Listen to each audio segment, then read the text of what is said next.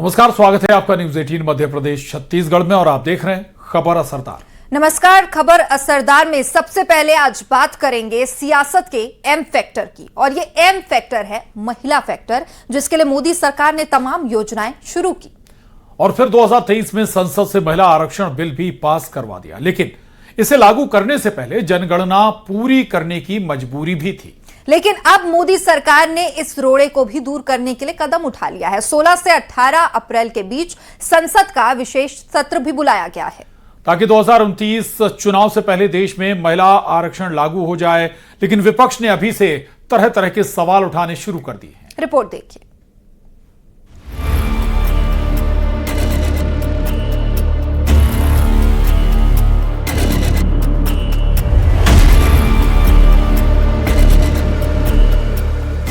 भारत की सभी महिलाओं को एक नए युग के आगमन की बधाई भी देता हूं। हमारे देश की संसद एक नया इतिहास रचने के करीब है। दशकों की प्रतीक्षा के अंत का समय 16, 17, 18 है।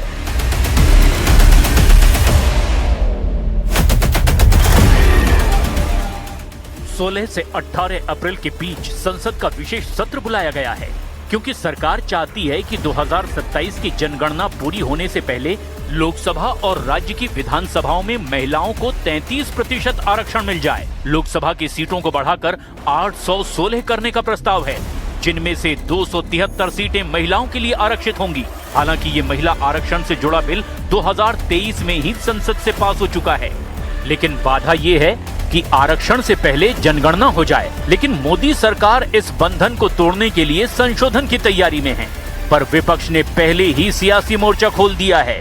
सोनिया गांधी ने एक आर्टिकल में लिखा है, सरकार राजनीतिक फायदे के लिए इतनी जल्दबाजी दिखा रही है क्योंकि पश्चिम बंगाल और तमिलनाडु में वोटिंग की तारीख करीब है। क्या ये स्पेशल सत्र की जो बातें हैं ये 3 अप्रैल से पहले जब चल रहा था सेशन तब नहीं हो सकती थी? क्या ये 10 अप्रैल के बाद जो अभी चुनाव खत्म हुए तब नहीं हो सकती थी? आप महिला आरक्षण के पीछे छुपकर एक फ्लॉड डिलिमिटेशन करना चाहते हैं और आप जातिगत जनगणना से बचना चाहते हैं। सियासत का ये हाल तब है जबकि महिला आरक्षण बिल पर पीएम मोदी ने सभी पार्टियों को चिट्ठी लिखकर समर्थन मांगा है, लेकिन जवाब में कांग्रेस अध्यक्ष मल्लिकार्जुन खड़गे ने पीएम मोदी को पत्र लिखा है, जिसमें उन्होंने महिला आरक्षण कानून पर विशेष सत्र और परिसीमन को लेकर कई सवाल उठाए हैं। देखिए, ये बिना सहयोग के तो होगा ही नहीं, लेकिन भाजपा को इवेंट करने की आदत है, हर चीज को इवेंट बना देती है। वो ऐसे महिला आरक्षण की बात कर रहे हैं जैसे वो उसके जनक हों। उसके जनक कांग्रेस है, कांग्रेस ने कहा था इसको। सवाल है कि अगर महिलाओं को तय समय से पहले ही आरक्षण मिल जाए तो इसमें विपक्ष को परेशानी क्यों हो रही है?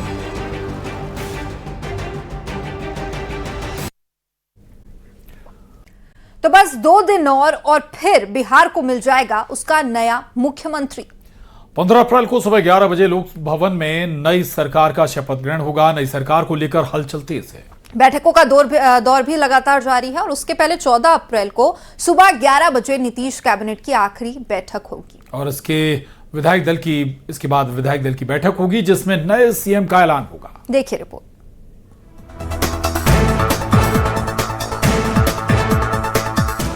बिहार में नई सरकार को लेकर हलचल तेज है। महज 40-41 घंटे के अंदर बिहार में नई सरकार होगी, नया मुख्यमंत्री होगा।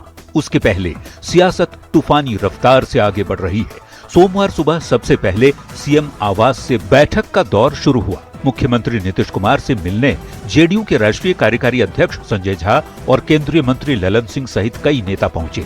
इसके बाद ललन सिंह सीएम आवास से निकलकर संजय झा के आवास पर पहुंचे।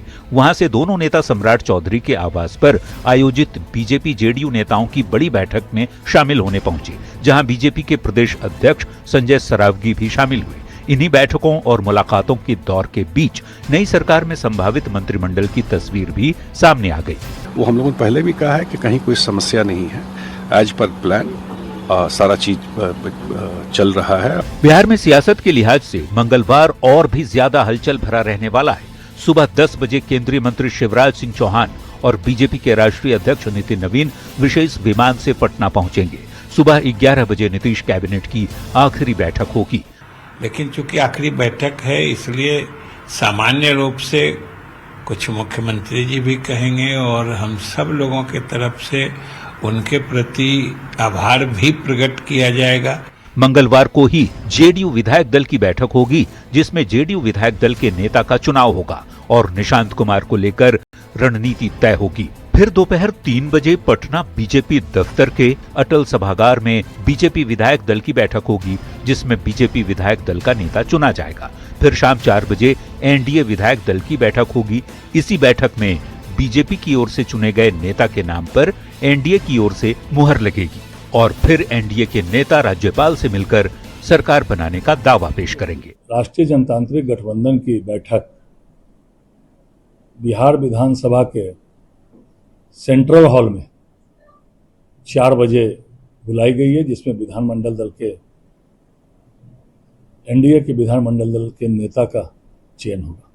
यानी मंगलवार शाम 5 बजे तक नई सरकार और नए सरकार दोनों का चेहरा सामने आ जाएगा और 15 अप्रैल को सुबह 11 बजे लोक भवन में नई सरकार के शपथ ग्रहण के साथ ही बिहार को नया मुख्यमंत्री मिल जाएगा। न्यूज 18 के लिए पटना से रवि एस नारायण, आनंद अमृतराज, शैलेंद्र कुमार और अमित कुमार के साथ ब्यूरो रिपोर्ट।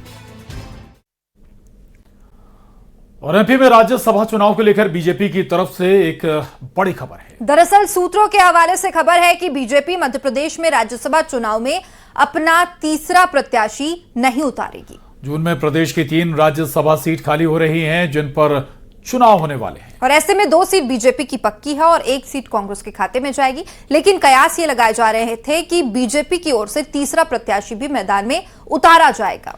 लेकिन अब बीजेपी ने साफ कर दिया है वो तीसरा प्रत्याशी नहीं उतारेगी, जिसके बाद कांग्रेस का कहना है कि हमारी पार्टी को बीजेपी तोड़ नहीं पा रही और इसी के चलते ये फैसला लिया गया है। उधर जीतू पटवारी और दिग्विजय सिंह की मुलाकात भी हुई है।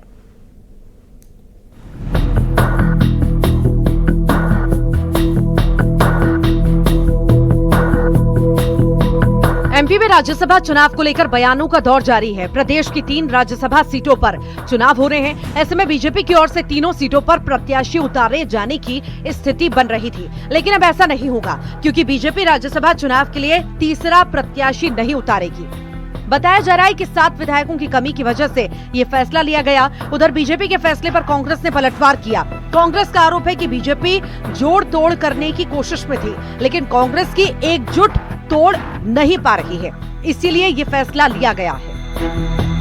मुझे लगता है कांग्रेस के साथ कांग्रेस के लोग भी अब रहना नहीं चाहते हैं। ये स्थिति आमतौर पर हर समय हमें समय समय पर देखने को मिलती है। तो इसलिए अगर वो स्वयं से ये सफाई दे रही, इसका मतलब ही है कि उनको अपनी टूट दिखाई निश्चित रूप से दे रही है। मुझे लगता है कि उनने अपनी हार को पूर्व से ही भांप लिया है। हम वो सीट भी जीतेंगे। टटोला कि कहीं सेंध लग सकती है क्या, पर ये फेल हो गए उसमें। कांग्रेस एक